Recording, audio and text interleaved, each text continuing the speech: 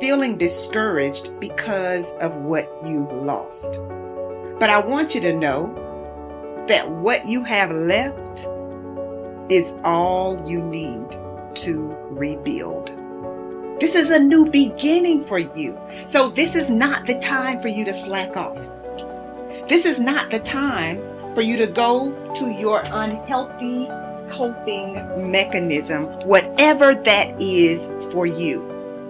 This is not the time for you to go into your room, turn off the lights, and pull the covers over your head. Since most people go through life not allowing themselves to step out because they don't want to let go. They don't want to be blown around. They don't want to be moved. The courage to face life's whirling wind of contradictions. The courage to love yourself. The courage to love. The courage to take a chance. The courage to be who you are. But remember, you're never really helpless. And the sense that you are helpless, or that you might be if certain things were to happen, is something we really ought to be afraid of, and that we should refuse to accept. Just because your circumstance don't reflect it right now doesn't mean that you don't have it.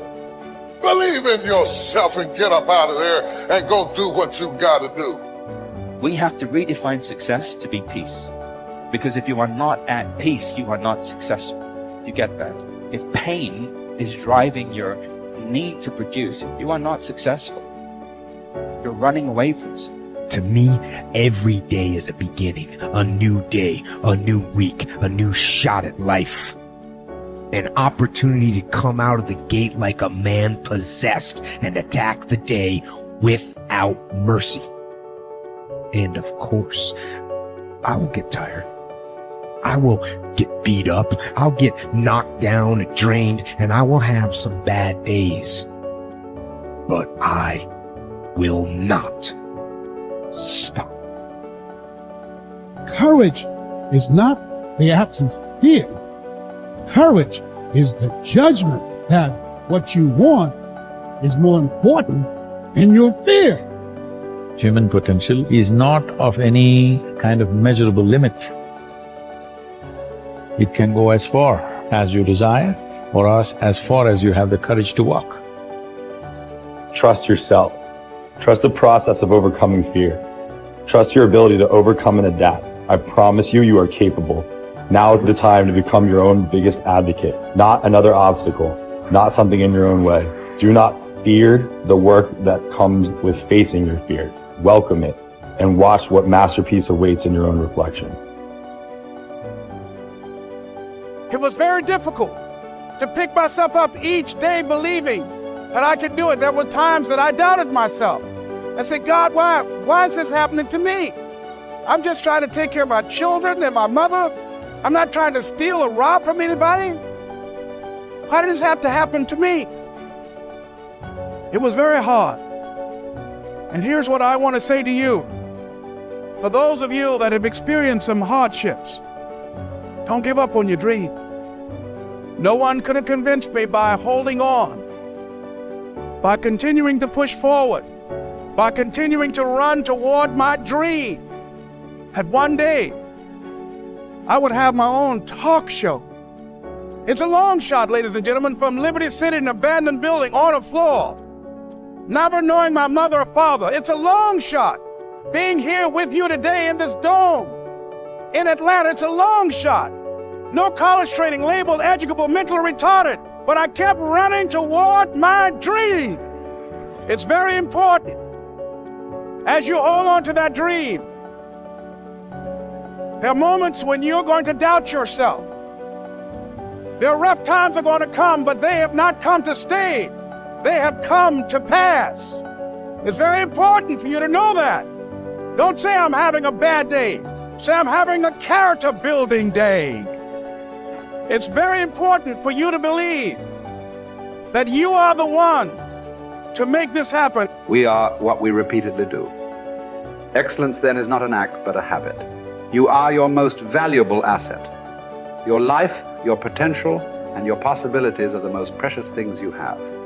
Thus, your great goal in life should be to fulfill that potential and become everything you are capable of becoming. Your ability to learn, grow, and fulfill your potential is unlimited. Today, people are graduating from high school and college in their 70s, learning new subjects and developing new capabilities.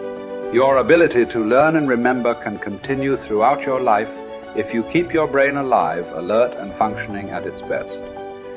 Your most precious financial asset is your earning ability.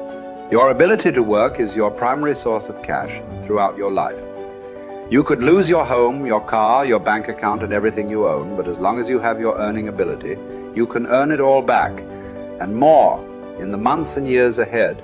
Your biggest investment, most people don't realize this. They take their earning ability for granted. But it has taken you your entire life to develop your earning ability. Every bit of education, experience, and hard work that you have invested in learning your craft and developing your skills has gone into building this asset. Your earning ability is very much like a muscle. It can increase in strength and power year by year as the result of regular exercise.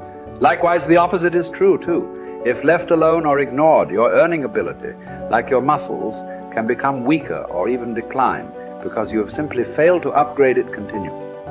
In other words, your earning ability can be either an appreciating or a depreciating asset.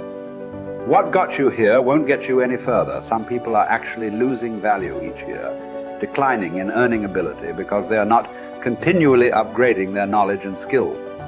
They don't realize that whatever knowledge and skill they have today is rapidly becoming obsolete.